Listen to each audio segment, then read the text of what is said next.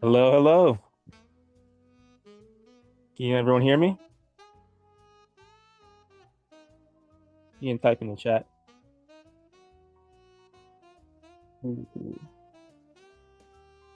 Awesome. Well, welcome. We're gonna get started, and Adonis, my friend over here, will be admitting people as we go. Hello, everyone. Excited to bring this to you all. Just give me one moment.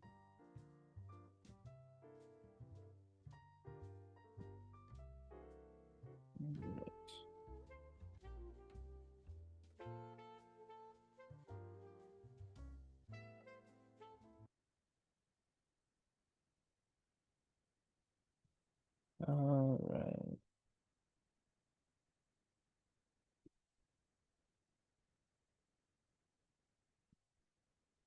So,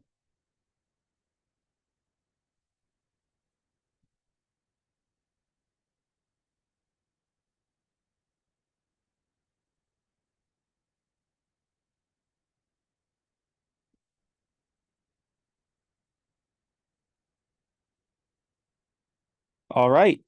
Well, welcome everyone. I'm excited to um, present the Artist Inside You online workshop and um, informational webinar. This is actually something that I've been working on for a few years at this point, and it's just a matter of finally getting the research done in a way where people can look at it and begin to see, um, you know, how they can get involved in creativity professionally.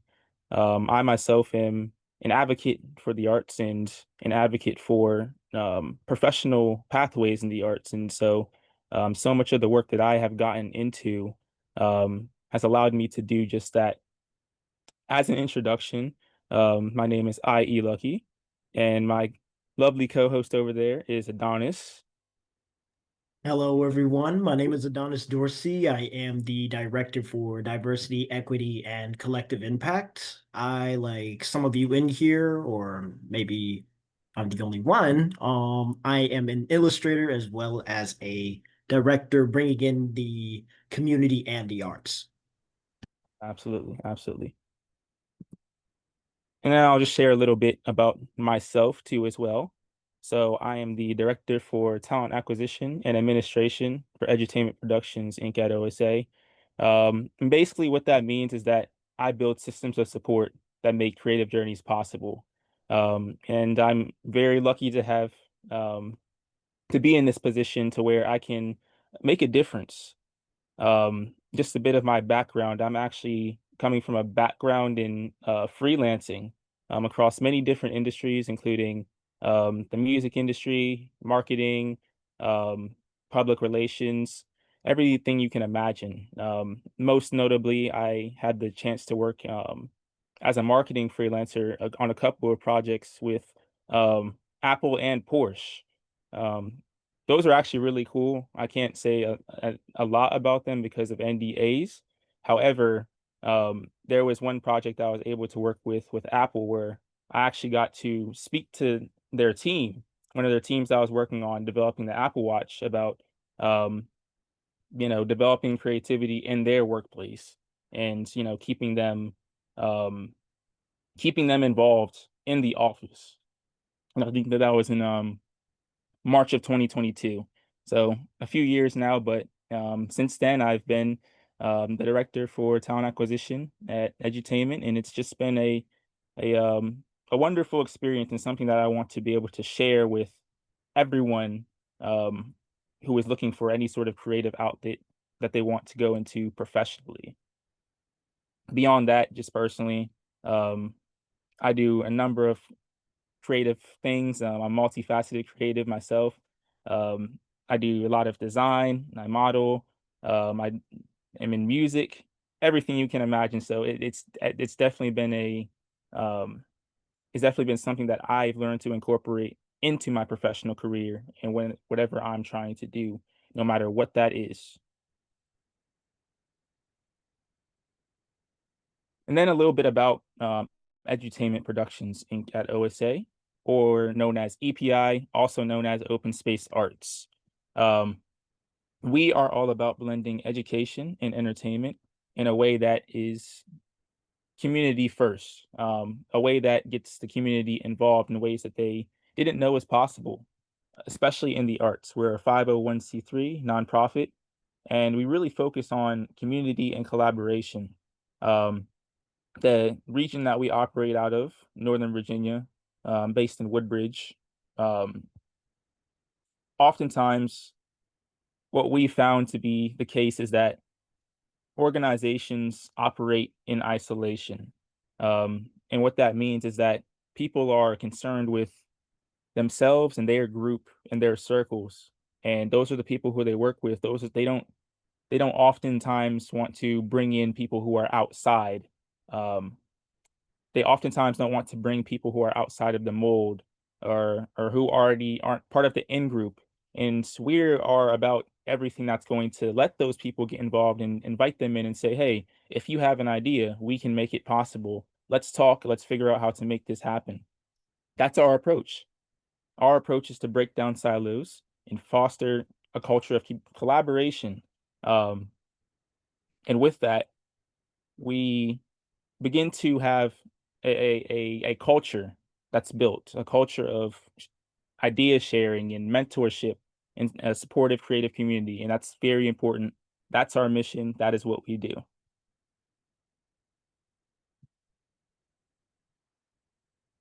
Now, getting into that actual workshop, what we'll be going over today, it'll be some really interesting information, um, but we'll keep it kind of focused and introductory. And then when we have workshops in the future, online workshops in the future, we'll dive deeper into some of the things that we talked in here. So, um, starting off, we're going to be examining the creative thinking crisis and why it matters.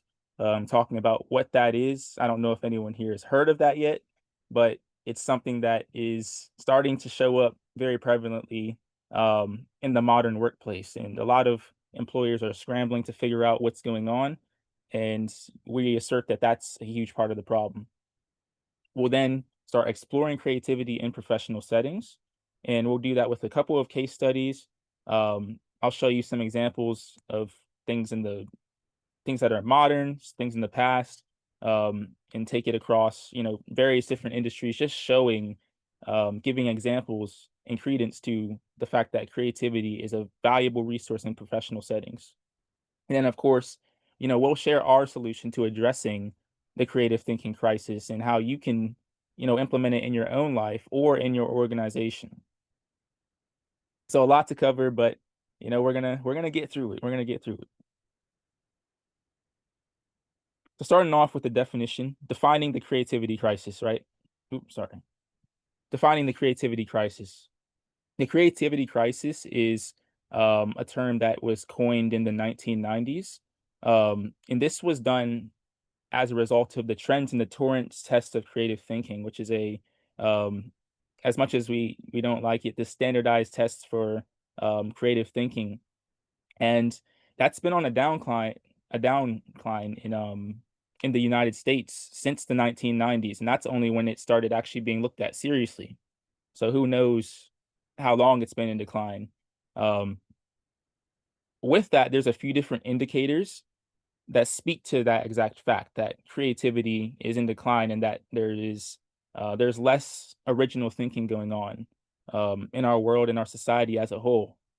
Few indicators in the U.S. Specifically is that there's actually been decreased R&D spending in the U.S. Decreased research and development spending in the U.S. And again, this is all since the 1990s, so all very recent stuff up until now. And that actually interestingly enough is a converse trend to Asian countries such as Japan. Japan has actually increased their R&D spending over that time, and so it's interesting to see that trend here. There's been reduced patent activity as well. Um, a huge reduced number of new patents filed since the mid 1990s, and what that speaks to is the fact that there's less original ideas, less original businesses being created, um, businesses and technology being created. Um, and then lower research output as well. So a decline in the number of college and university research articles published in peer-to-peer research journals.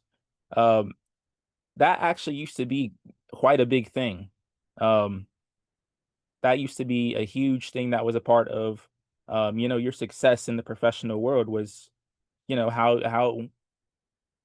how you publish your philosophies and your thoughts and how you look at data and come up with new ideas yourself, and share those ideas so that others can take them and build on top of them.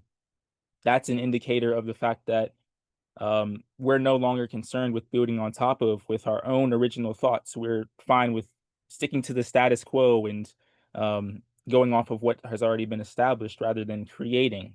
Um, there's a few implications to this. A couple of them just being that there's been, a reduced problem solving capacity. Um, People aren't using their creative muscles anymore. And so when they're faced with an obstacle, people will freeze. The hyper specialization in certain job fields. Sometimes nowadays, what you'll see is that you'll have people working in certain roles, and that role will just be hyper specialized to just doing one task, and that's it. And sure, some people may prefer that, but ultimately, what that is doing is making everything predictable and easy for them, and they never have to think outside of the box.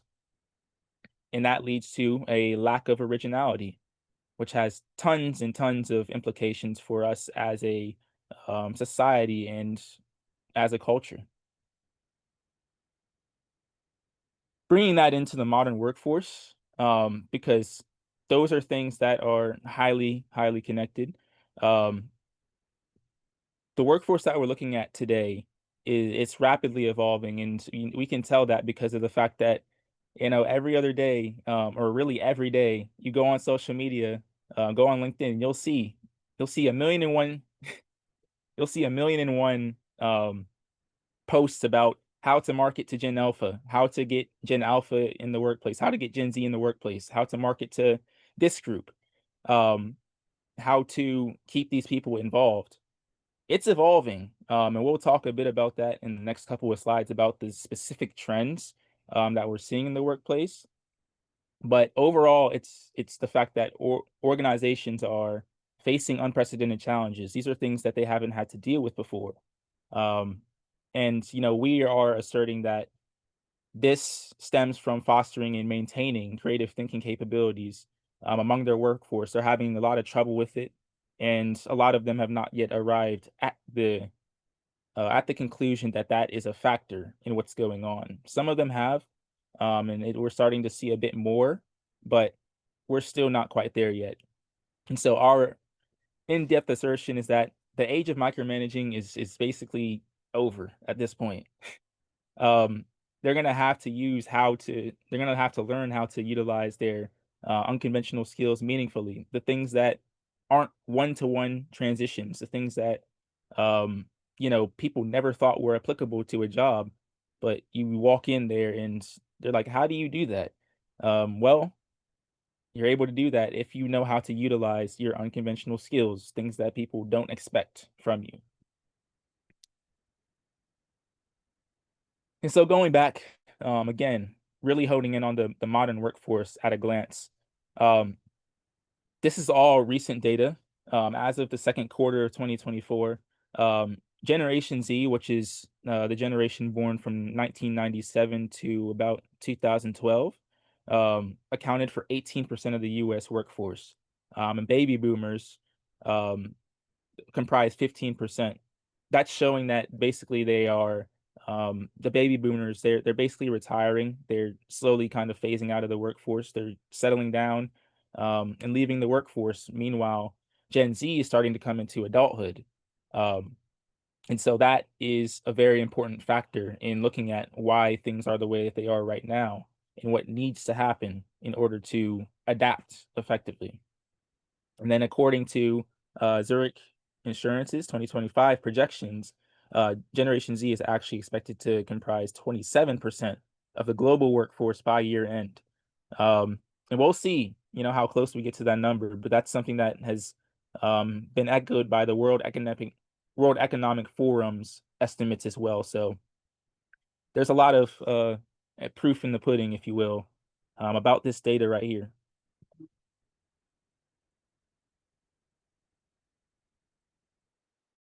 Going a bit deeper into it, and looking at the oops, sorry, it does that sometimes. Going a bit deeper into it, we have a few surveys that show the habits and the thought process of Gen Z, because that's what we're really looking at right now. This is the next generation of our workforce. And so this is the thing that is being adapted to right now as we speak.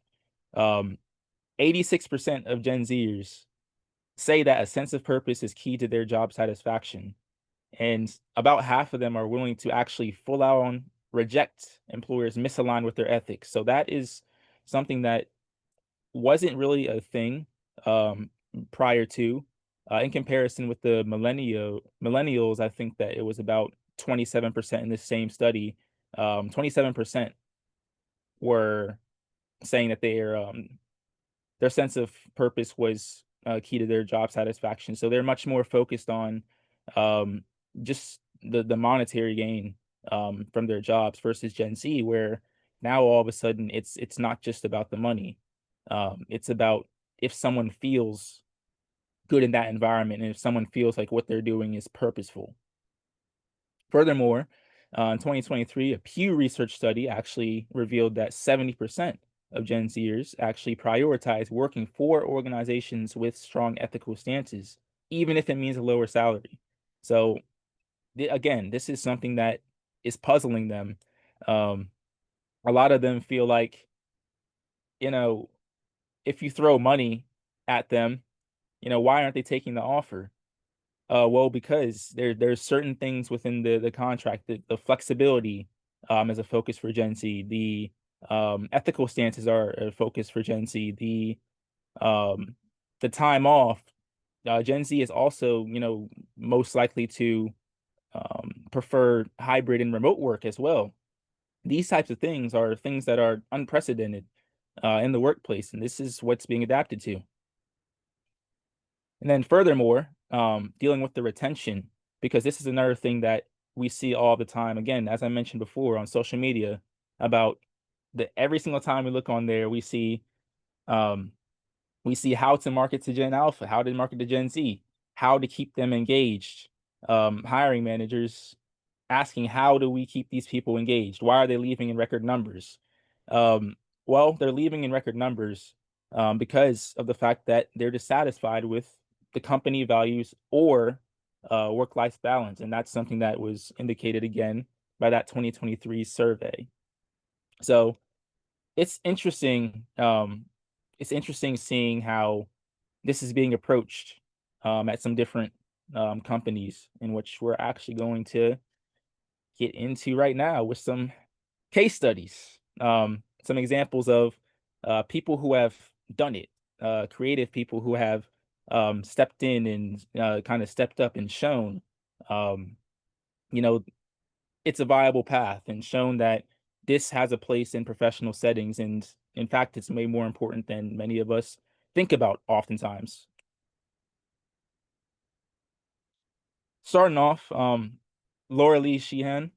I don't know if anyone has ever heard of her, but she is the founder and chief creative officer of Digital 55, which is an Ontario-based marketing company, and they are huge. They've worked with like the Ontario Commission on the Human Rights. They worked with um, who they also they worked at the Ontario Arts Council. They've worked with um, a number of nonprofits. They are heavily focused on humanitarian type of work. That is their focus, and that actually comes as a result of the fact that their founder and their chief creative officer is an artist herself. Her background is actually as an indie musician, and she breathes that into life in her culture, in her workplace culture. That's something that is a focus for them. Um, she's a filmmaker, indie musician, and storyteller. And her philosophy is actually to bring creative balance to business. This is someone who recognizes outright that creativity has a place in the workplace, and it's not something that can be disregarded, but rather it's something that can be nurtured in order to create, a great experience, a great product, something that's meaningful to society, culture, commerce, and business, everything that you can imagine. Um, and she has this one quote from this interview that she did with Forbes, and I really thought that it was, worth it to share this. Um, and it says, this is in response to when people sort of say, "Oh, you just come up with it." People who kind of just think that creativity just comes naturally. It just comes out of thin air. Like there's not a lot of work to it. Um, that it just pops up in your head and then it comes out. And this is her response. It says, "Oh, you're creative. You can just come up with a concept." In terms of business, you have to actually go through the steps and stages to build something. You've got to scaffold your strategy, but both call on you to be creative.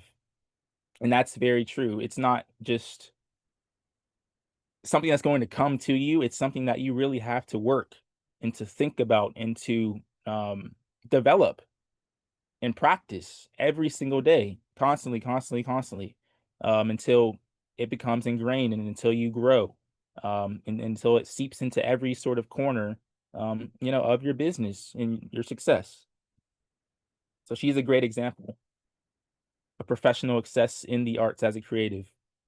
Now, we're going to go back to history a little bit. Experiments in art and technology. This is actually one of the most notable examples of the arts and the importance of the arts and what happens when artists are basically given the funding and the people who will tear down the red tape and allow them to just be creative, fully immersed in their creativity, so that they can create something that is going to be impactful for others. So the Experiments in Art and Technology was actually founded in the 1960s. Um, with engineers and artists. So this was actually a blend of a team of engineers, artists, and business people across the globe. This was a global movement, and they founded EAT, Art Experiments in Art and Technology, as a nonprofit service organization whose goal was actually to promote collaborations through artists, engineers, and scientists. So they recognized the crossover and they wanted to explore just how far it could go. And we're going to see how just how far it went because it was one of the most interesting interesting case studies ever. So the Pepsi Pavilion Expo at Expo 70. Expo 70 was a huge cultural expo in Osaka, Japan in 1970. There were all types of artists brought from all over the world to come in and produce huge installations and sculptures, um, right in Osaka, Japan. And over 3 million people ended up coming to see that weekend. What EAT actually did was they actually organized and administered a large scale international collaboration to design, build, and program the Pepsi Cola Pavilion. And that's what's pictured on the left right here. So that's the outside of the building. That is a huge dome with a fog installation over it. And there's an entrance inside where they had all types of fixtures and performances and things involving lights and sound and technology.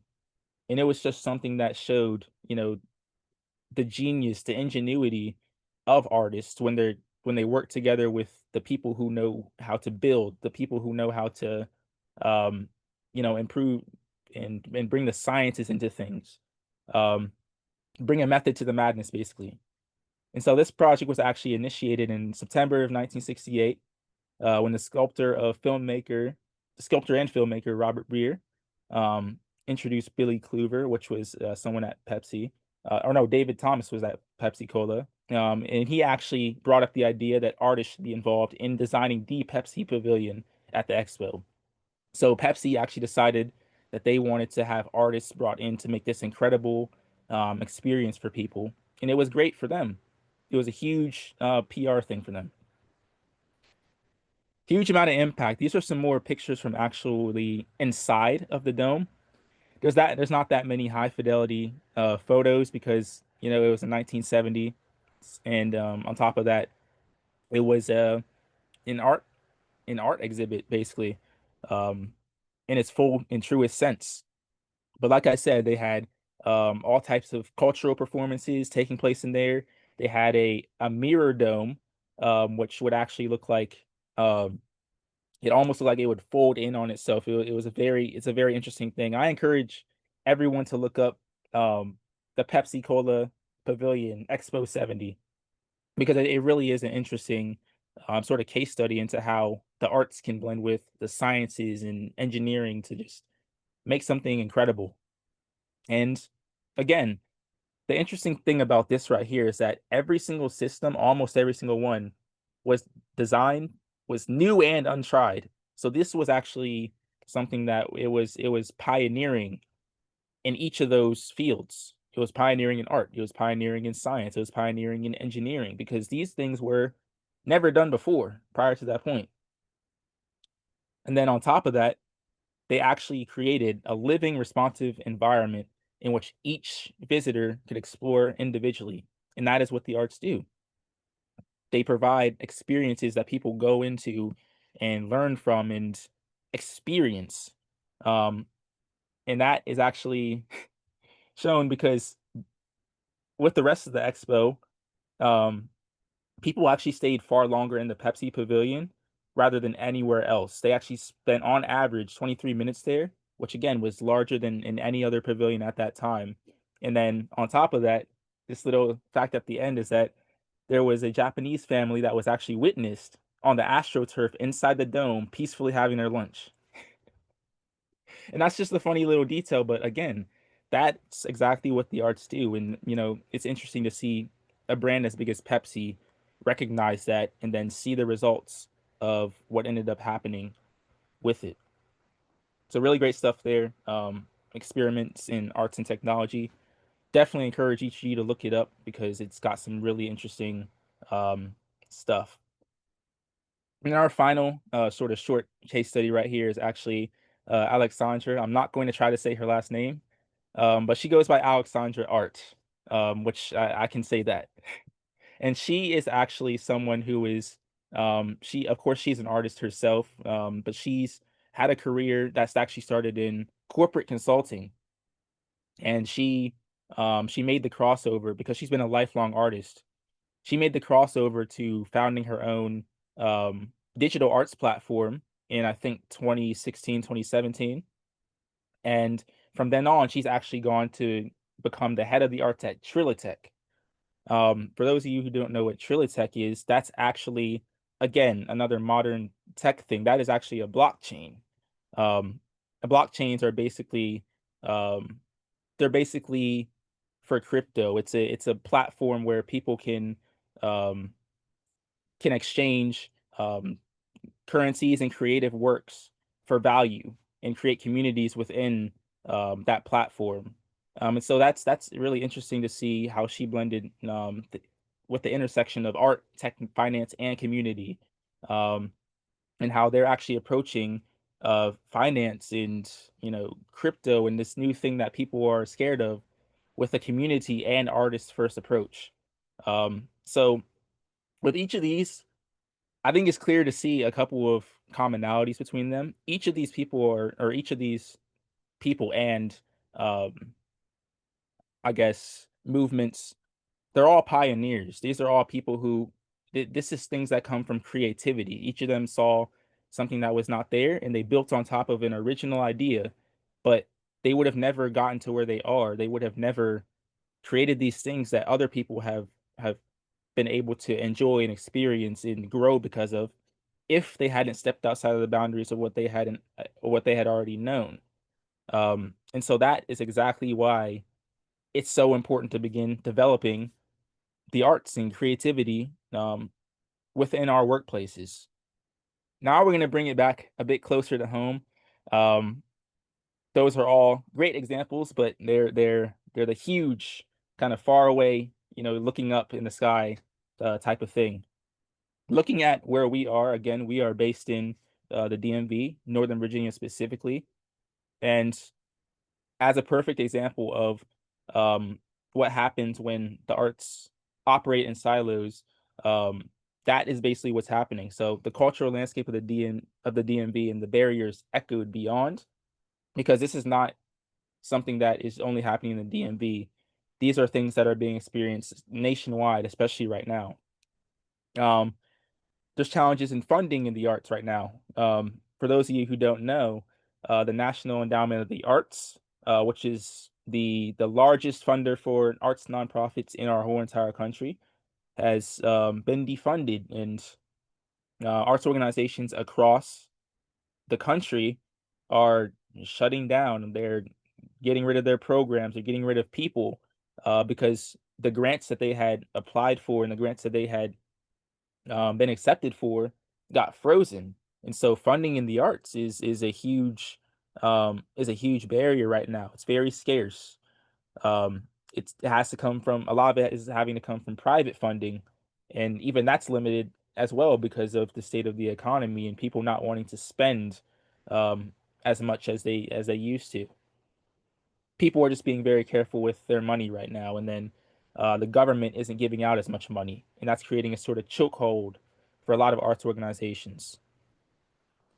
Organizations operating in silos, again, this sort of we and us versus them approach, rather than us and community-based and community-oriented programs and community-oriented events, things that invite people in, invite them to the table, and let them know that they are a part, and that they deserve their seat at the table, and that their voice is important.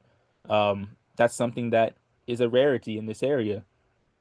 There's limited opportunities, oftentimes because of that exact point, the silos, limited opportunities for youth involvement in creative events and programs. Look at the job fairs. That's one of the first things. I don't know the last time that I looked at a job fair and I actually saw um, avenues for people who wanted to get into creative industries. I don't know the last time that I saw it. Maybe someone else here has seen it before in recent years, but I haven't seen it. Um, and then on top of that, just the programs. It's hard to find programs in this area that are inclusive and um, meaningful in a way where something tangible can actually come from it. That there's that continuation and focus on building up the youth.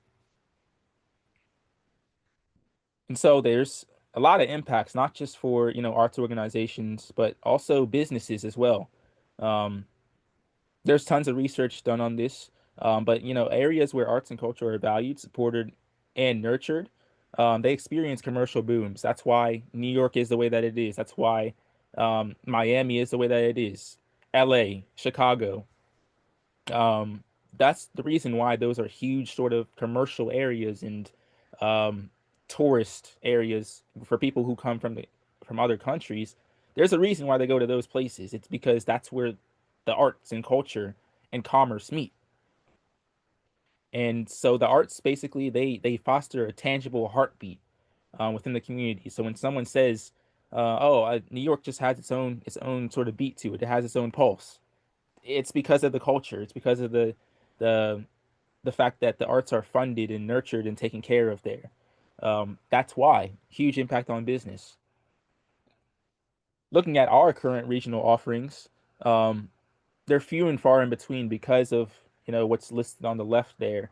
Um, they're lined with red tape. There's a lot of um, sort of rules and governance because of the fact that people in this area aren't familiar with the importance of the arts and how they function and how they actually work. And so, what they try to do oftentimes is they try to look at it from the standpoint of other industries. Um, but the arts don't function like any other industry. They have to have their own sort of freedom about them because there has to be the space for originality to come and flow, right? Just like Laura Lee Sheehan was talking about, it's that sort of thought that creativity just pops in your head. and that it's not something that is worked on. That's part of the attitude that leads to there being an approach of, it's worked over here. So let's take these rules and implement them over here in the arts. And it doesn't work. That's something that is a huge, huge, huge thing that prevents arts organizations from getting off the ground in the DMV. And then, of course, why does this matter? Especially why now? Well, as I said before, with the shutdown to the arts organizations and the state that things are in, it's not too far to say that um, the very essence of who we are, both individually and collectively, is under threat. It's very real. Um, when creativity is stifled, it's not just the arts organizations; it's our collective voice, um, in our connection to others, our ability to learn and grow and share experiences with other people.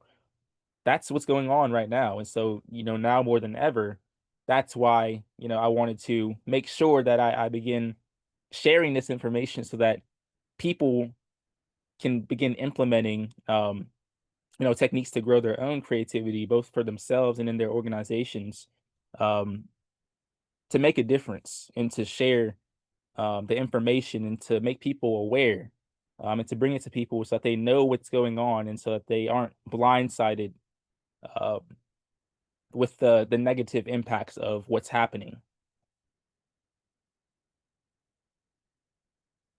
And so, going on, because we're about to get to our solution, we're a perfect example. Edutainment Productions at OSA, we're a perfect example of what happens when people just decide that they're going to make a change themselves, because we were actually began as a collective of young creatives.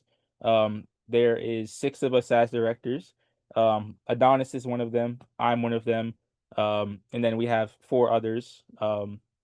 We have a development director. We have an executive director. We have an artistic director, and we have a marketing director as well, apart from ourselves. And we literally started out as just a group of people who grew up in the Woodbridge area, and we were all brought together by a single question, and that was, how are you inspired? That question is something that was able to unite us all. It really is. That's the power of the arts. All six of us coming from completely different backgrounds, with different expertise and different temperaments and everything, have joined together to make a difference. And we've gone on to make a difference for other people because we have been able to look at what wasn't available to us and then expand beyond that.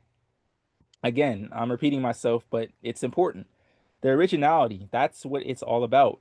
Um, and looking at what's not there and seeing how we can step up and step in to create it, taking it into our own hands. And that is what I want to inspire, each and every single one of you to do. The how to do it is, what we're going over in this workshop. And so our solution to everything that we mentioned with the shutdowns and the trends in the workforce and the fact that, you know, workforces they're experiencing challenges and they don't know how to engage. And then on top of that, from the other side of things, a lot of people entering the workforce don't necessarily um, they don't feel like they belong in certain places. But um, my solution to that is a program called Innovation's Edge. Innovation's Edge is all about leveraging creativity for professional development. It's all about looking at any skill that you have as a potential professional asset for yourself, um, to be able to utilize in ways that you probably wouldn't have thought of, because it's not a one to one, or even not a one to one, even an obvious connection to whatever role that you're in. But in doing so, you'll be able to find out that you'll find yourself in industries that you never imagined. Again, I'm someone who's jumped across industry to industry to industry to industry to industry, and the thing that I'm able to take with me is my creativity. And so I'm a perfect example of it. And this is what I've been working on. It's all about developing and leveraging creativity to be able to take with you anywhere that you go and to make any role your own.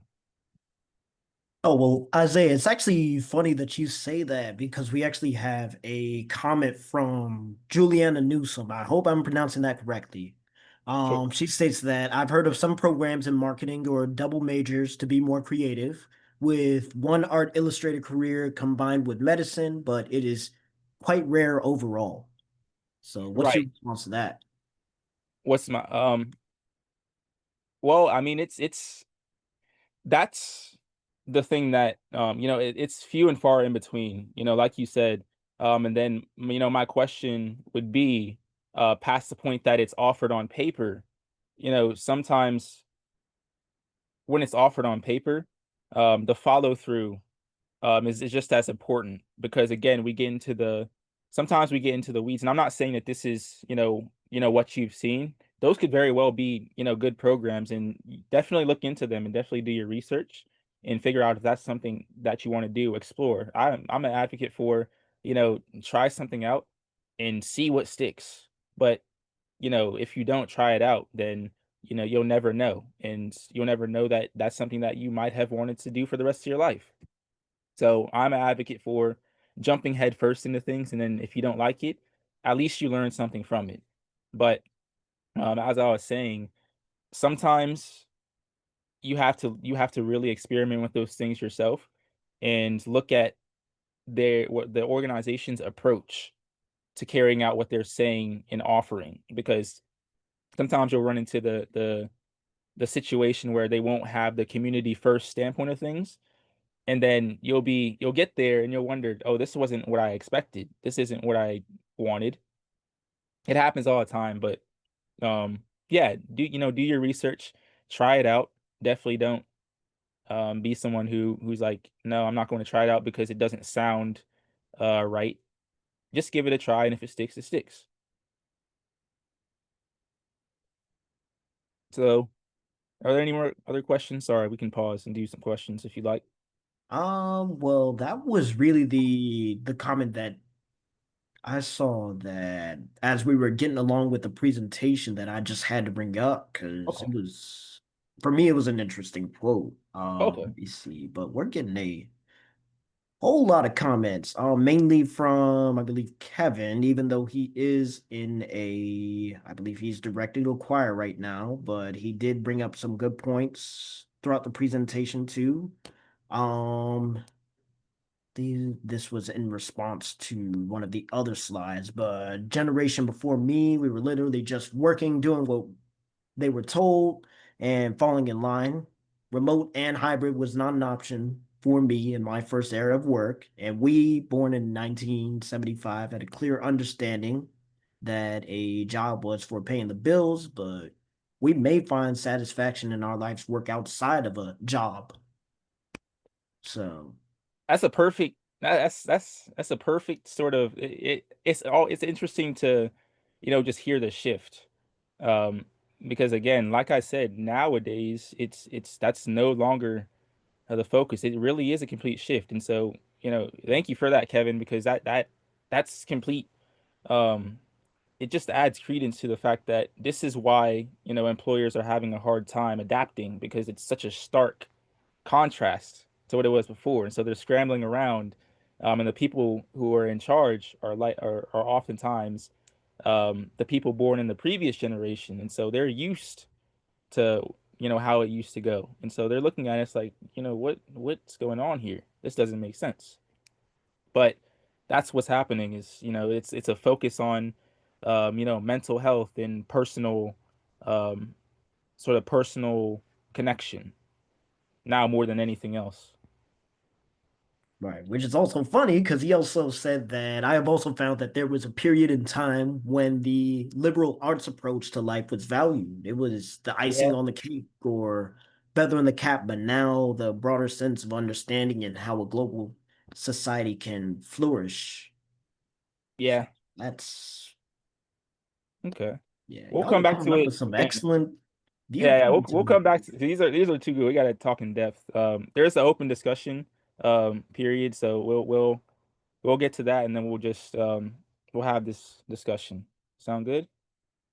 Yes, so if anybody has any questions, concern, please type them in the chat and we will be sure to get them once the presentation is done. Absolutely. Okay.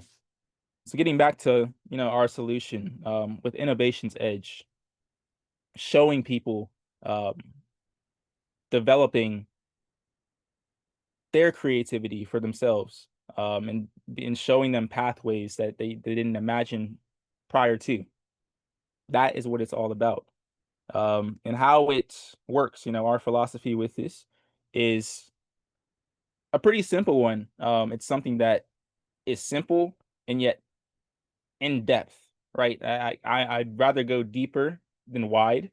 Um, this is something that focuses on people as individuals, um, beginning with a workshop that teaches people how to do everything that I said, in depth techniques, applicable techniques that you can use on a daily basis to grow that side of your brain and to start building those habits up that you can then start seeing, for yourself. Um, Implemented in whatever it is that you do. And you'll see your mindset change. These are things that, I do myself all the time and things that I've just you learned from my bouncing back and forth from different industries. So it starts with an intro workshop where it uncovers how the unique hobbies, interests, and unconventional skills can be transformed into professional assets through visualization exercises, skill mapping, and of course, LinkedIn profile development. That's something that I always advocate for with artists specifically is you have to have a LinkedIn. You have to. That's how you get in contact with the people who you need to get in contact with directly. Seriously, it is. And then starting after that, for people who take the workshop and then know the techniques and then are able to start using them, there's then there's then an opportunity for individualized development.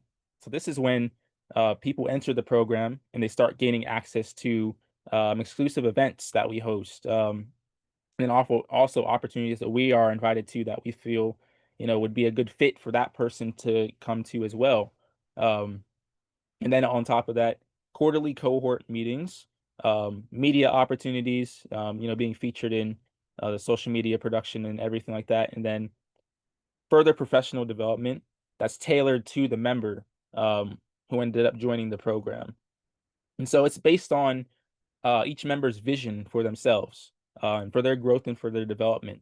That is oftentimes the first thing to establish because eh, the path forward depends heavily on that. And so sometimes it's a matter of whittling down, and that goes back to the thing that I was talking with or the question I responded to with Juliana. Sometimes it's going to take going down a bunch of different rabbit holes. I'm not someone who's going to cut that out too early because I myself do that. I do it on a regular basis, and I've done it, and that's how I've learned so many different things. It's an important part of development. And then on top of that, after the 6-month period where, the person is in the program and they're meeting up at the events and the cohort meetings and the workshops within it, then they then have the opportunity to actually become a leader themselves and to start leading others. And that is through alumni status. So basically graduating the program, being trained on these techniques and being trained on how to help others develop them as well. Um, Receiving offers to join us as workshop hosts. So sometimes when we just offer one-off workshops, um, when it makes sense, we'll call on our alumni to get involved and to be able to teach people and then build that experience because that's a resume builder in and of itself. And then on top of that, it develops leadership skills because that's something where you have the support of an organization like ourselves, but you also have your own sort of creative freedom because we've already looked at your vision and established that, okay, this is how we're going to make things work for you. Um, and so it's just an opportunity to just grow further and to make a difference, for others and to carry it on because that's ultimately what it's about. It's about learning and then carrying it on so that it can then be something that other people can grow from.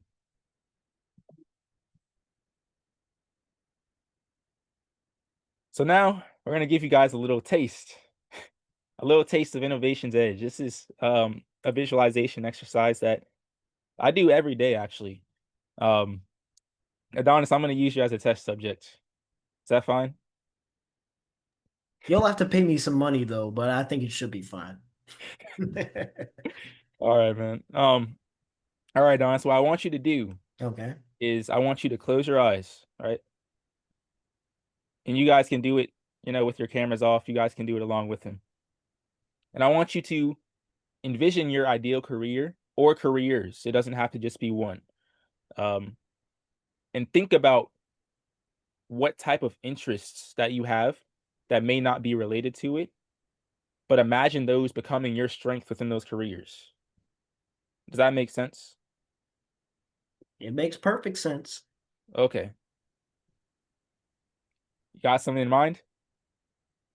Well, for me, when I think of my ideal career, as somebody who's interested in 2D animation and illustration, I imagine myself owning a animation studio where my passion for learning languages and drawing and playing video games all just converges into one where I'm directing people in different languages and also directing people in terms of how they could use their passion for video games and making it their own project.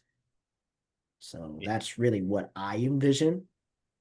Yeah, so that was a great example of that because it and Adonis, you're a good example of that because of the fact that a lot of people will not be completely honest, um, be completely honest with that because they'll think of certain interests that they have as too far outside of the professional realm. Y the whole entire point of this is to look as far as you can outside of what you think would be applicable to it, and then imagine it somehow being utilized in some way, shape, or form, being utilized in whatever career that you're looking for, career or careers, plural. And so that can be something like someone who is, heavily interested in video games as a hobby, trying to envision how um, they can incorporate that into corporate consulting or healthcare, things that no one's going to really think of. Um, but getting them to begin building that process and that habit of breaking down associated barriers. That's what it's about. So this is based on the um, the theory of associative barriers, and what an associative barrier basically is um, you'll find oftentimes that artists have less of them, but it's the thought that if I have um, A if I have A and B, sorry, my hand is going the other way. If I have A right here, and I've always seen it done this way, right? Whenever I see B or A, I'm going to associate them with one another, no matter what it is. Versus, you have someone else with less of them, and they might come up with something that's far removed from what people would expect or what anyone's ever heard. Um, in that process. So where people see A and B together all the time, and whenever they see A or B, they associate it with one another. Someone with less associated barriers may come up with a completely different letter that's not even in the alphabet. That's a perfect sort of explanation of associated barriers, and that's meant to sort of train you to start breaking them down um, within your life, and then think about it from a professional standpoint. But you can do that with anything, um, not even just professionally. The next thing that you have to do, Adonis, sorry, we're back, um, Okay. is I want you to recall moments where unconventional skills actually led to an unexpected opportunity. Um, well, that's actually a pretty good question. Um, I would have to say, so just to give you all just a little bit of background. So aside from what I do with Edutainment Productions Inc., I also sell cigars, which funny enough, I know a lot of you are probably thinking like, how exactly does art and the cigars go together? I would say it has everything in terms of me as an artist. I thought that going into the cigar industry, it was sort of, one of those things where, okay, I could just make some extra money just selling these things. But as I got more and more into it, I realized how much other artists were interested in cigars themselves, whether they had a hand in it or whether they had whole lines of cigars made in certain artists' names. That was something for me. I was able to sell everything, and the fact that cigars are one of those things where they're made by hand and by different people. Art is a huge, if not 95% of that whole process, from how it's blended to what's decided to put into it, like from Nicaragua and Honduras and all these other different places that you didn't even expect. I would say these two careers in and of themselves taught me so much, where my skills as an artist are now being used inside of the workforce to either help out other artists get interested in cigars or know a little bit about the history of it, or just getting a random person on the street to actually appreciate the how the cigar itself is made, the craftsmanship behind it, because that in and of itself is an art.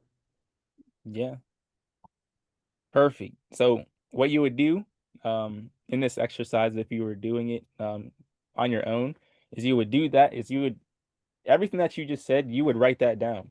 Um, and then you would continuously um, document specific instances where, being different provided an advantage. So you would write down um, all three of those things, right? You would close your Oh, eyes. so I'm gonna have to write 100 pages? Yeah, exactly.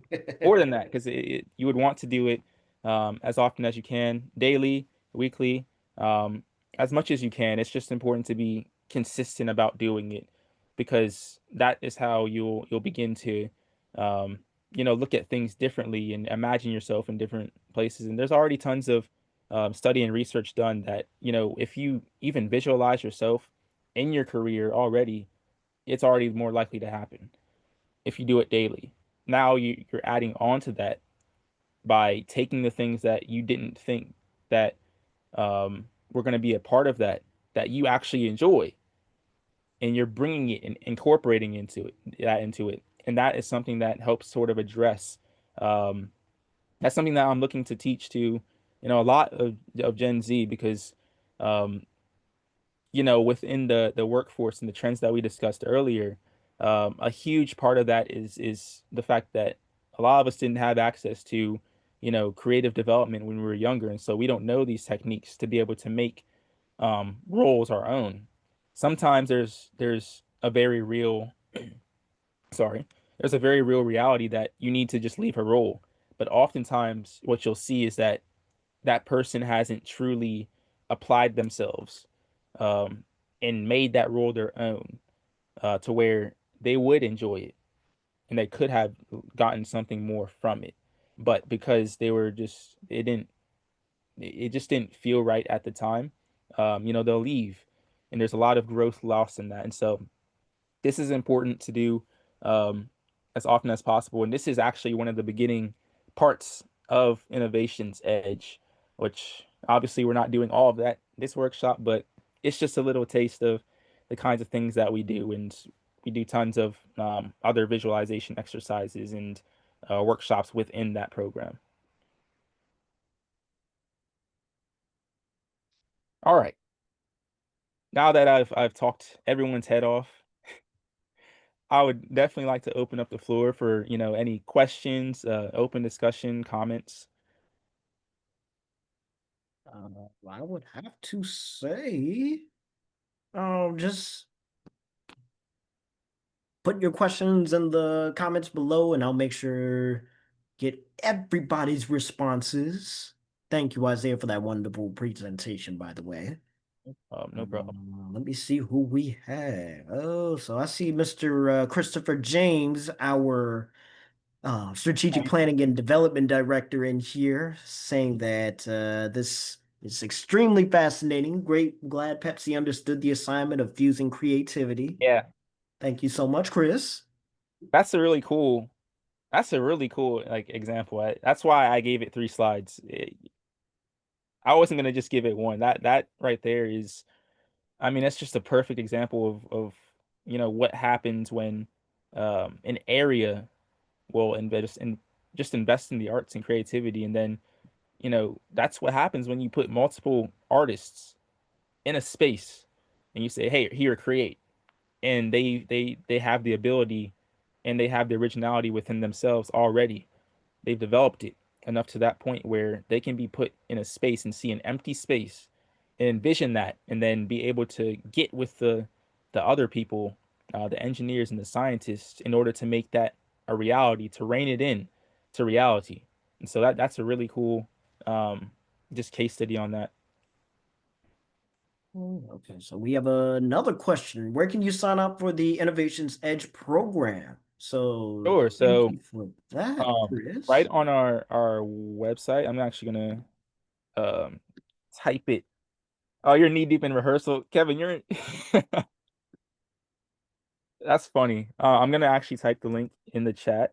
Oh, well, actually, I have it on my end, just Oh, so if okay. anybody has any questions or concerns, they can click this link and get more information. Absolutely. So that's where you would look it up. And what we're actually going to be opening up within the next week or so is we're going to be opening up discovery calls for the Innovations Edge program. Um, for one-on-ones as well as for organizations to where people can have a full sort of, call where we'll actually discuss what actually happens in the program in depth. So that you can decide if it's something that, is feasible.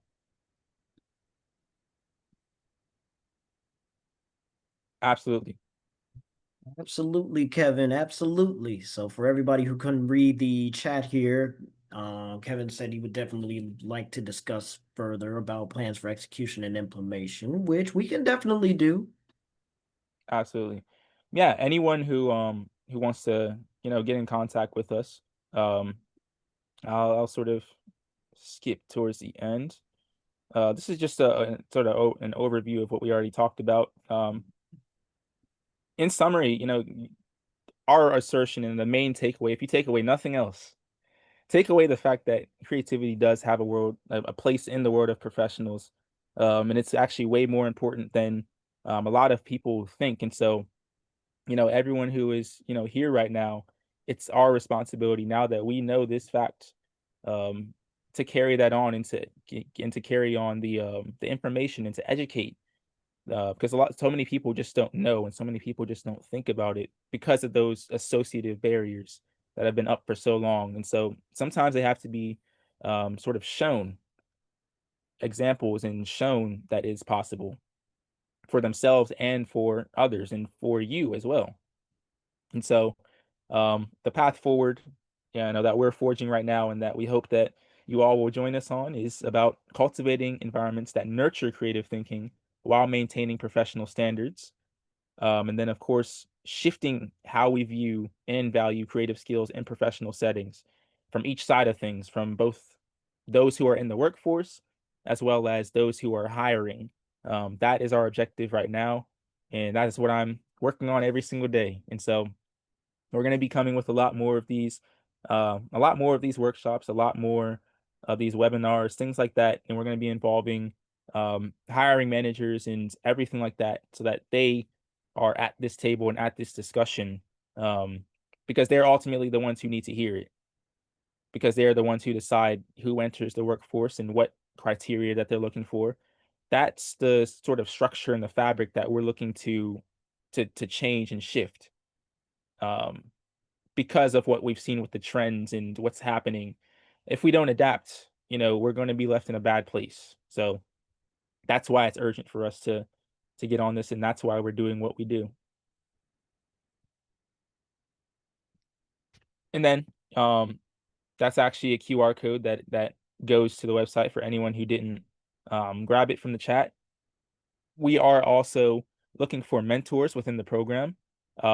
So anyone who is either interested in that or um, knows someone who would be good as a mentor within a creative development program, you can let them know to visit our site and to contact me and let me know that they are interested in, becoming a mentor for the Innovations Edge program because we're going to be doing mentor interviews and making sure that these are people who are going to be a right fit for students within the program so that they are actually getting the most out of the program. So